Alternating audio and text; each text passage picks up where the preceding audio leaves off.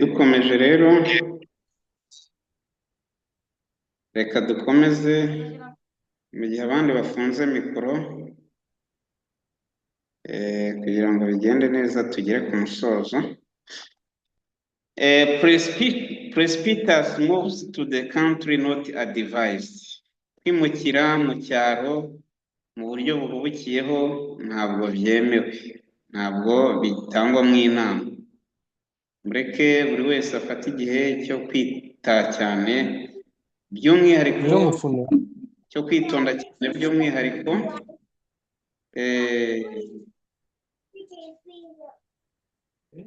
ye kumera nka wa muntu uri muri cya gitekerezo watangiye inyubako ye ntayisoze. Nta kintu tugomba gukora, nta ntambwe igomba guterwa n'imwe, nta ntambwe n'imwe dukwiriye gutera mu gihe hatari uburinzi bw'umwihariko. Buri kintu cyose kigomba gushyirwa ku munzani. Hariho abantu bamwe bazihuta bagira icyo bakora, noneho bakajya muri bizinesi runaka ariko batazi ikigamije cyangwa se uko iteye. Ibi rero Imana ntabwo ibishaka, ntabwo ishaka ko tujya mu bintu duhubutse tutazi amakuru, nta makuru dufite. Rero hari ababyumva bati ni ukuva mu mujyi tukajya mu byaro, ariko hano nta guhubuka bukwiye kubamo. Nta kintu kigomba gukorwa mu buryo butari kuri gahunda, buryo bujagaraye, butari kuri gahunda, butari kuri ordre.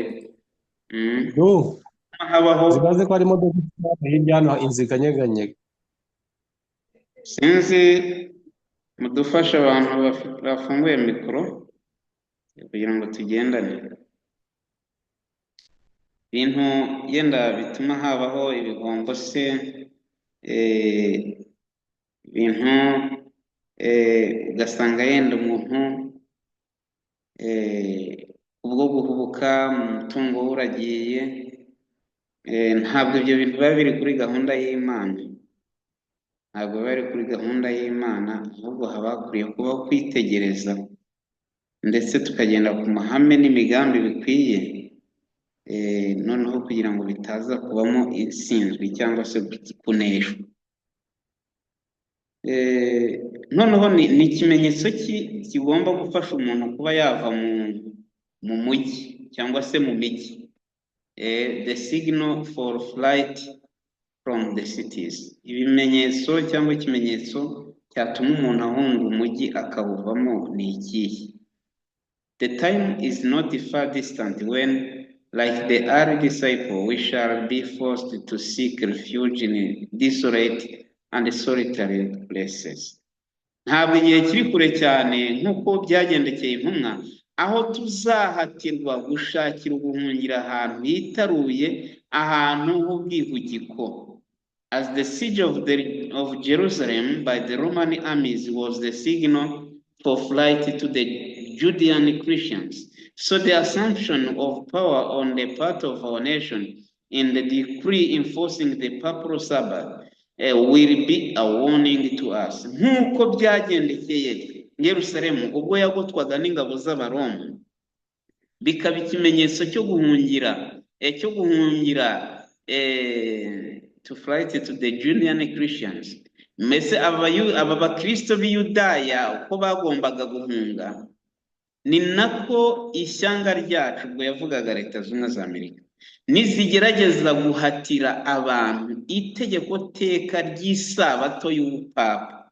Banga isabato y'ubupapa ni icyumweru, bizaba ari umuburo kuri twe. Murumva noneho sinyari ikomeye cyane izaba ari iyo ngibyo. Ubwo noneho nibwo bizabaho igihe cyo kuva mu mijyi minini cyane, twitegura kuva no mu mijyi mitoya, ndetse tukajya ahantu hiberetse mu misozi, hitaruye mu misozi. Ibihamya by'itora umuzingo wa gatanu paje 464 465.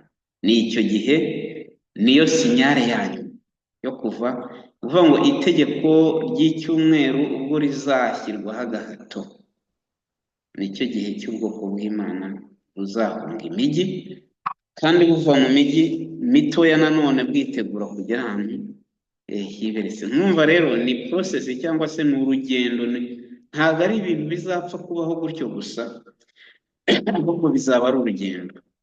Mu gihe cy'amakuba twese tuzava mu mijyi no mu byaro no mu midugudu, ariko tuzaba dukurikiwe n'inkozi z'ibibi zizinjira mu mazu y'abera zifite inkota.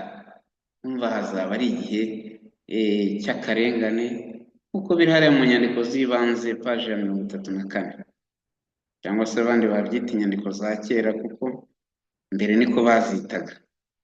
Mu gihe abera rero bazava mu mijyi bakava no mu midugudu, bazakurikirwa n'inkozi z'ibibi bashaka kubica, ariko inkota zabo bazaba banguriye kwica ubwoko bw'Imana nta mbaraga zizagira, zizamera kw'ibikenyeri, abamarayika b'Imana bazabarinda. Ngira ngo ubwo ni ubwishingizi dufite binyuze mu iteka rusange rizacibwa mu gihe bitondera amategeko bazashyirwaho igihe cyo gupfa. Abanzi babo ahantu hamwe bazihutisha iryo teka, kandi mbere y'igihe cyagenwe yuko kigera bazashaka gukuraho ubuzima bwabo, ariko nta n'umwe uzaca ku ngabo z'abarinzi zizaba zambariye kurinda umutima wa buri mwizigirwa. Bamwe bazarindwa, bazagotwa mu gihe cyo guhunga bava mu mijyi, n'abandi mu midugudu, ariko inkota zizaba zibabanguriwe zizagwa nk'ibikenyeri ntacyo zivuze. Abandi bazarindwa, bazabadefande cyangwa bazarwanirirwa n'abamarayika bishushanyije mu ngabo z'intambara. Rero icyo twarebaga nk'insanganyamatsiko ni imijyi hamwe n'akaga gaheruka. Turebeye kuri Los Angeles, twagira ngo tugaragaze neza ko Los Angeles iri mu bimwe mu byahanuwe ko byagombaga kubaho, kimwe ngo twabonye za San Francisco n'indi mijyi za Chicago n'imyuzure, imitingito, bavuze n'indi mijyi igiye itandukanye. Ese abantu batuye ku Gisenyi bo ntabwo batanga ubuhamya bw'iruka ry'ikirunga n'imitingito byahabaye n'ibyasenywe uko bingana? Rero hari havuze ko imijyi izarushaho kugenda ikabya gukiranirwa, byanze bikunze Imana izarekura umujinya wayo. Reka rero twebwe twibaze, ese ko ibyo bigenda bibaho, Yesu Kristo akiri ku ntebe y'imbabazi, turarushaho kugenda tumwiyegurira twitandukanya n'ikibi cyose? Imana idufashe, iduhe kunesha mu izina rya Yesu. Rero reka ndarikire abafite icyo bavuga, bazamura ikiganza. Hariya hasi hari akantu umuntu azamuriraho ikiganza.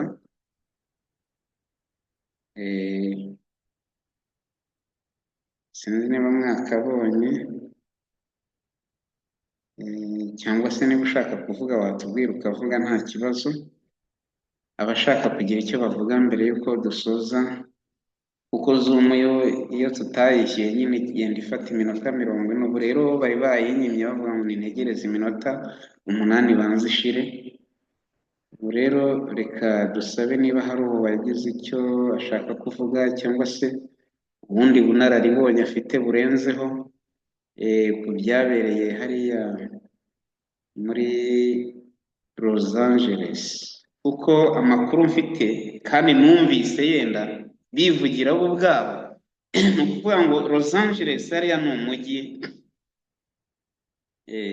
wari urimo inyubako mberabyombi cyangwa se inyubako ikomeye cyane, reka nyite amphitheatre, reka ariko nyita yenda aho Ishimwe. mbese n'ihuriro ry'abahanzi n'abantu bakina inkinamico biriya byanyu ni ikigo gikomeye cyane, ni ikigo gikomeye cyane gishinzwe ibintu by'inkinamico n'abahanzi. ariko buriya ikintu nanone byanyeretse, abantu bakorera ibigirwamana cyane kuruta Imana. Muri uko rero guhimbaza abahanzi bagize ibyo bageraho, barabashimiragaho kugira ngo bashimire Imana mbere ya byose, bagashimira ababyeyi babo, bagashimira ababibagejejeho. uwo mwemusi wari uyoboye aravuga ati ariko numvise mushimira, ariko Imana umuremyi mwamuhaye zeru. Umuremyi yabonye zeru. Avuze gutyo ntekereza ko yenda yashaka kugira ngo bumve ko bakosheje, bo barushaho gukoma mu mashyi, bishimira ko umuremyi bamuhaye zeru. Yenda izo ni komantere abantu bagiye bashyiraho, ariko tubihuje n'ibyo dusomye hano turasanga neza ko gukiranirwa nk'uko nguko, ubunyanda nini, imyiyerekano, imyidagaduro bitesha Imana agaciro, ibyo bizarushaho kugenda bituma umujinya w'Imana ukongerezwa iyo migi. Kandi niko byagenze. None arangije bakoma mu mashyi, aravuga ati ntabwo byantungura, kuko n'ubusanzwe uyu mujyi wacu ntabwo twemera Imana, turayihakana. Bavuga ko rero nyuma y'amasaha 48 aribwo iya nkongi y'umuriro yabayeho. Muzabirebe ku ma YouTube, mu by'ukuri harakongotse cyane. Ntabwo yenda bivuga ngo ni akazu kamwe kahiye, umujyi warahiye pe, warahiye. Rero mureke nyaboneka turusheho kwiyegurira Imana. Waba afite inyunganizi cyangwa se ikibazo yabaza, tukaza kugera ku musozo, kuko ndifuza ko tuzanaganira kuri Sunday laws, amategeko y'icyumweru. Haba byita itegeko ry'icyumweru, ariko ni Sunday laws. Hari amategeko ajyanye n'icyumweru, ubwo tuzanabireba nabyo. Ndifuza ko twazabireba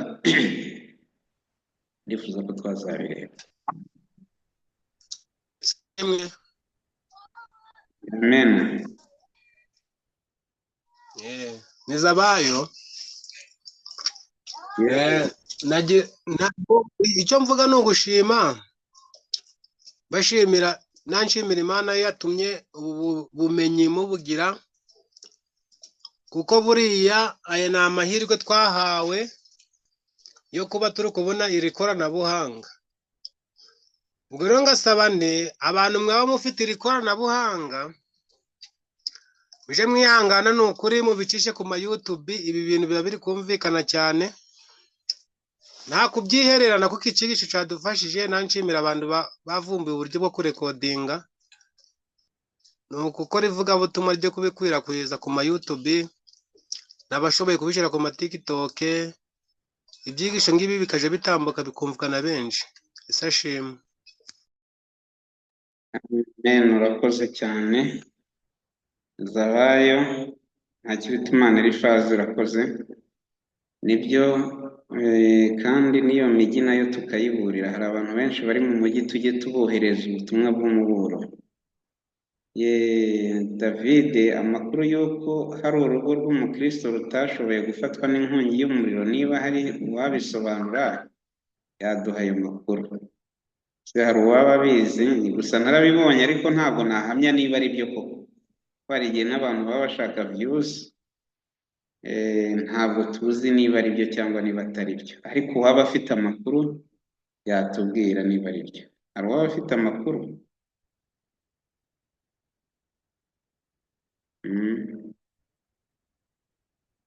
Okay, ubwo nta muntu ufite amakuru.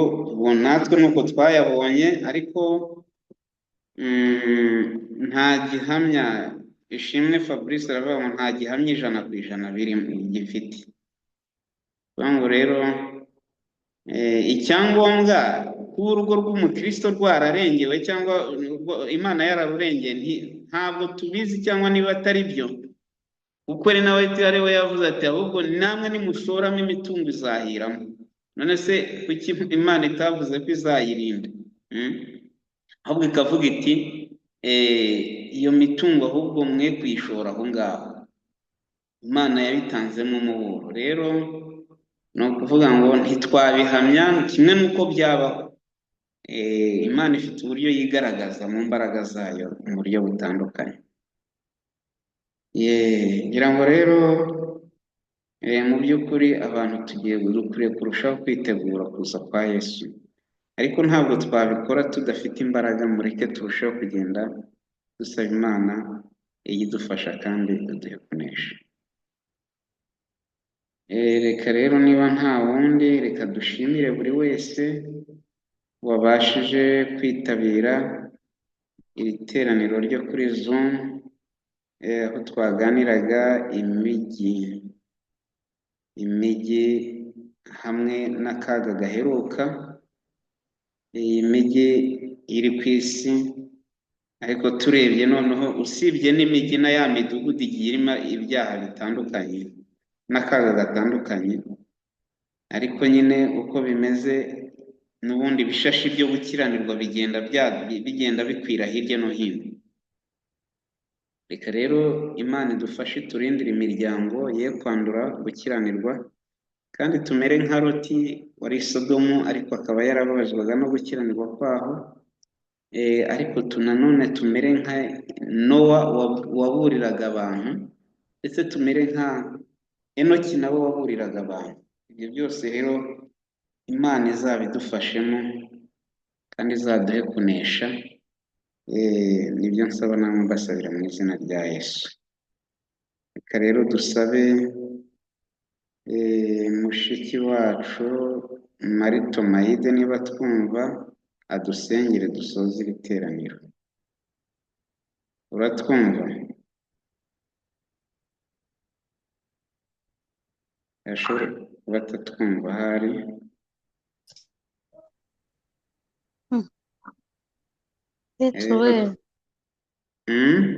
Ndabumva nari nananiwe gukora. Dusengere. Murambabarira, naje ninze. Igihe cyo kuzamo hari mwene data ufunze, yifuje ko tuvugana, kandi umwanya babonye biba bigoye ko ikimuzanye wamutangira ntakivuge. Rero naje ninze, bibanza no kunanira, ariko amaherezo ndaza. Mubanze munyakire. Imana ikwakire, nta kibazo. Murakoze. Nishimiye ko bene data bajya barikodinga kugira ngo tuze kubona, nayo ndimo negeraho gupfukama kugira ngo tuze kubona nyuma ibyuzuye, nabo Imana ijye ibaha umugisha. Reka rero dusenge. Uwiteka Mana iri mu ijuru, kandi Mana ibana natwe mu buryo bw'umwuka, ntabwo tukurebesha amaso, ariko wowe uratuzi. Wemeye ko tubaho tuza mu isi yanduye. Turagushima ko wadutangiye Kristo Yesu nk'igitambo kidukiza kandi kidukuraho ibyaha, kugira ngo twungwe nawe icyubahiro n'ikibi cyawe. Muri we dufite bwa bubasha, muri we dufite kwa gukiranuka kudatewe n'imirimo myiza dukora, muri we dufite imbabazi kuko tumufite nk'umuvugizi imbere yawe, ndetse n'umutabazi mu byo duhura nabyo bituzengurutse, bitujyana kure yawe. Utwakire rero kandi utuboneze, dutunganisha amaraso ye, uduhe gushikama, tunganye intambwe zacu mu ijambo ryawe, kugira ngo icyaha n'igisa nacyo bye kudutegeka, ahubwo tube abera nk'uko nawe uri uwera n'uwo watumye Yesu Kristo. Twumvise byinshi, kandi ijambo ryawe ryaratubwiye ngo naho atavuga n'amabuye yarangurura. Rero turi kuri telefone, ni ibuye rirangurura. Twumva amaradiyo, tureba televiziyo, ni ibuye rirangurura. Natwe duhe kurangurura, uko umwuka n'umugeni bakwiriye kuvuga ngo ngwino, udushoboze kuvuga ngo ngwino. Kandi kuruta byose uduhe kwitegura no kwitunganya kugira ngo igihe uzazira uzatujyane mu bwami bwawe. Wowe umenya ibyihishe, tukweretse imitima yacu, tukweretse ingando aho dutuye, tukweretse igihugu cyacu, tukweretse ahatuzengurutse.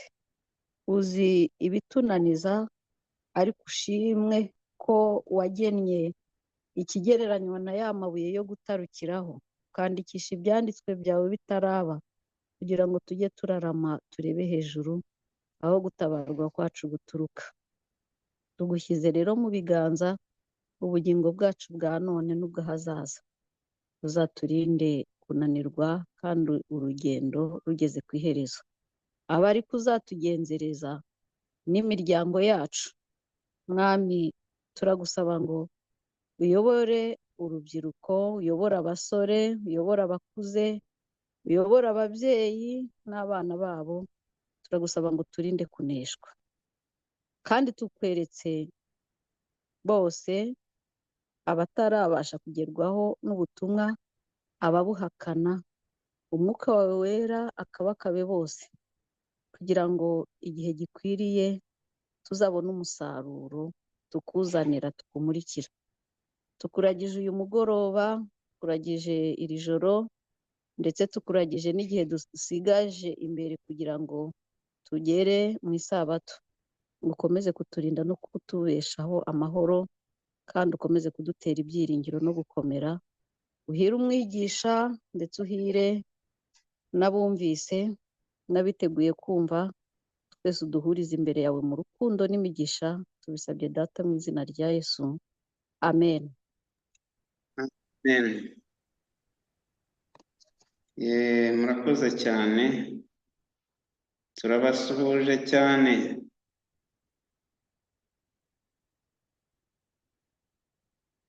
Ndumva Amen, rero turabikuriye. abandi bose, Isidore Gahiga turagusuhuje. Yego, n'umuryango wanyu. Nizeyimana David twabasuhuje. Yego namwe mukomere. Ishimwe Fabrice kandi wakoze kurikodinga, nawe turagusuhuje.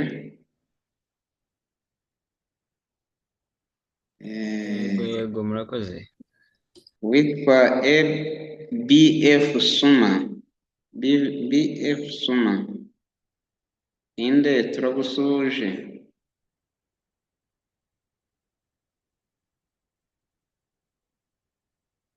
Na Ntakirutimana Eliphaz Zabaya turagusuhuje. namwe umwami abishimire. Amen. Na Matabaro Jean Pierre, Papa Vumilia turabasuhuje mwese, n'abandi bose bagiye bwa mbere twabasuhuje. Reka rero tubifurize ijoro ryiza, naho utaha turaporopoza ko ku wa gatatu w'isabato twajya tugira umwanya wa bwa buhamya no gushima Imana. Dore Imana izabidufashemo mu izina rya Yesu.